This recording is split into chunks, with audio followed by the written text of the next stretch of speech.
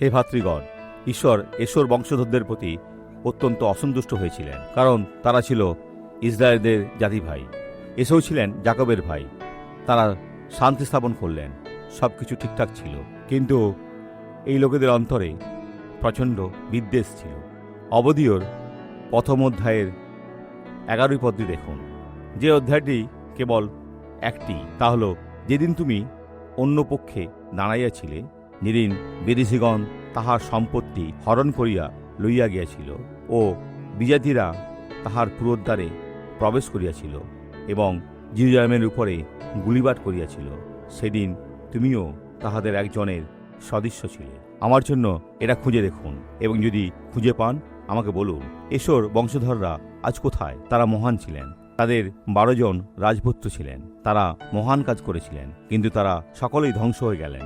ধার্মিকদের বিরুদ্ধে দাঁড়াবেন না, আপনার পরিণতি খারাপ হবে। আসুন এখন প্রার্থনা করি। পিতা, আমাদের মুখে লাগাম রাখতে সাহায্য করুন, যেন আমরা ধার্মিকদের বিরুদ্ধে কথা না বলি, যেন তোমার কাজের প্রতি অন্যায় আচরণ না করি, যেন আমরা কখনো তাদের বিরুদ্ধে আঙুল না তুলি যারা দিনরাত তোমার সেবা করে।